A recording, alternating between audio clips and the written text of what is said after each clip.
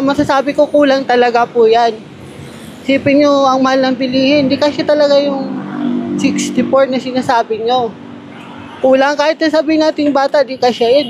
Sa palagay mo ba yung 21 pesos per meal, ano yung dito mabibili? Alam mo yung kanin namin nakainin ako, 15 pesos yung rice. Wala ka ng sabaw na lang, baka humingi ka ng sabaw, yun lang. 21 pesos is not enough po. Kahit sino. Kasi kahit sa bata nga kulang na yun eh. Okay lang din sa akin. Sa akin, hindi sapat yan, sir. Hindi sapat. Okay naman na po yun. At least makakapag-save ka na po. Kasi sa pan ngayon, kailangan mo din naman magtipid-tipid. Magandang araw mga kabayan ko. Ito nga pala muli si Daddy D at nandito ako ngayon sa may Manila Baywalk Dolomite Beach. At kung saan, syempre, talagang ating itatanong dito sa ating mga kabayan ang mainit na usapin tungkol sa 21 pesos per meal and 64 pesos per day. So ano kaya yung masabi ng ating mga kababayan dito? Ano yung kanilang opinion? At syempre ano yung kanilang pananaw. Ito may nakita na tayo, nagtitinda ng buko yung ating kabayan. Ayan, Idol, ano nga pangalan mo? Dan Sambahon. Danilo Sambahon. Dan Sambahon. Idol, may tanong lang ako tungkol sa 21 pesos per meal and 64 pesos per day. Ano yung mo dito? Ano yung opinion? Sa 64 pesos per day para sa isang tao na konsumo, masasabi ko kulang talaga po yan. Isipin nyo, ang mahal ng bilihin, hindi kasi talaga yung 64 na sinasabi nyo. Kulang kahit na sabihin natin bata, di kasya yun. Kaya malabo mangyari na sa isang tao, 64 pesos.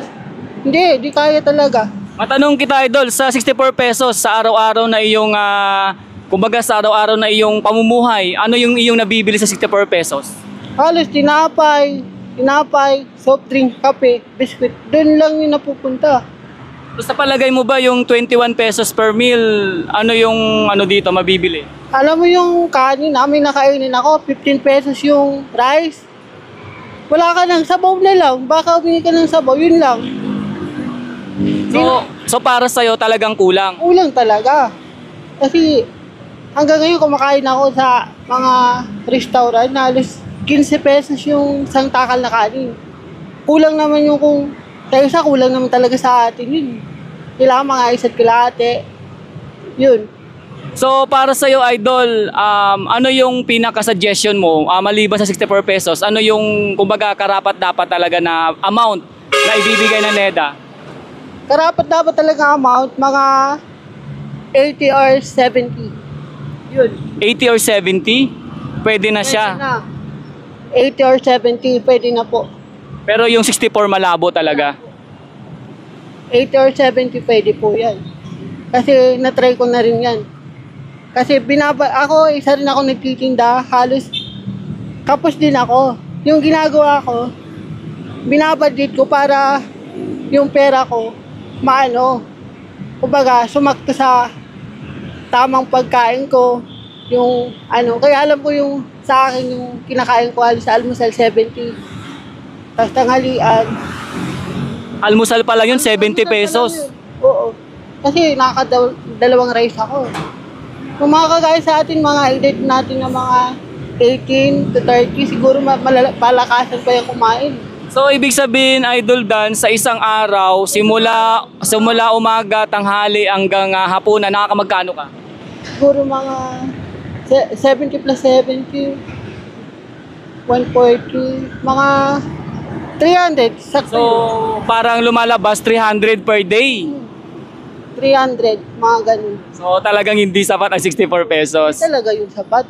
Okay. Kahit saan mong anggulo tingnan yan, di talaga sapat yung 64 pesos na meal. Kumain ka sa restaurant, magkano yung isang order na baboy, sabihin natin? 50. Yung gulay, 35. Paano mo yung masabi na 64 yung kasya sa isang tao?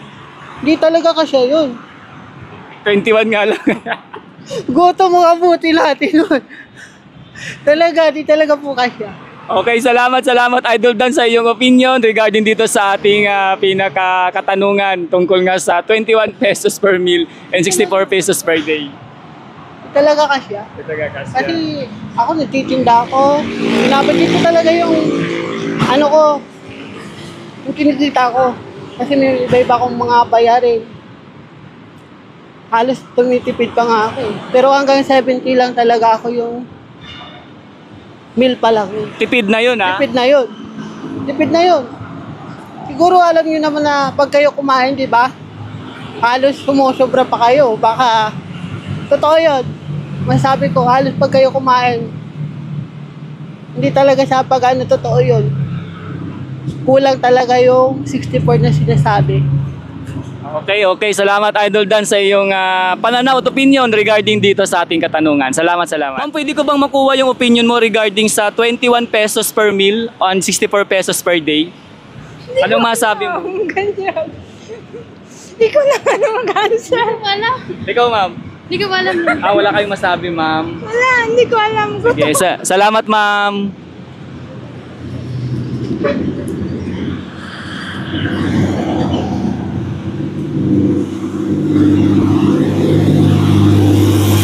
Ma'am, magandang araw.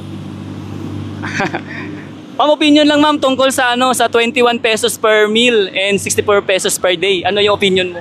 21 pesos is not enough po. Kahit sino.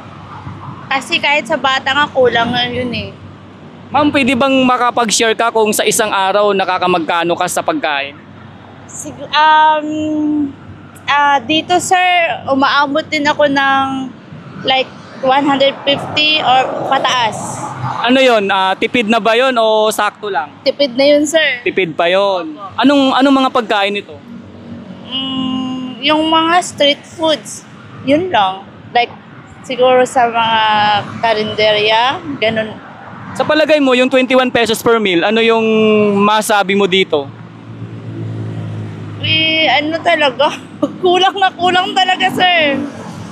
Hindi ko talaga sapat. Siguro pang ano lang yun, pang chicheria, mga ganun-ganun lang. So sa palagay mo, meron ka bang suggestion na sa yung tipong eksaktong amount talaga para sa isang mamamayang Pilipino? A day? Siguro like 200.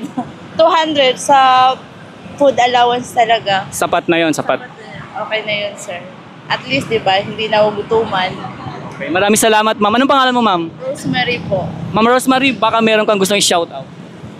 Hi, shout out dyan sa taga Mindanao. Hi. Sa ating mga kapital sa may Mindanao, shout out. Thank you ma'am. Ma'am, magandang araw po. Pwedeng makabala ma'am? Ma'am, opinion lang ma'am kung sakali.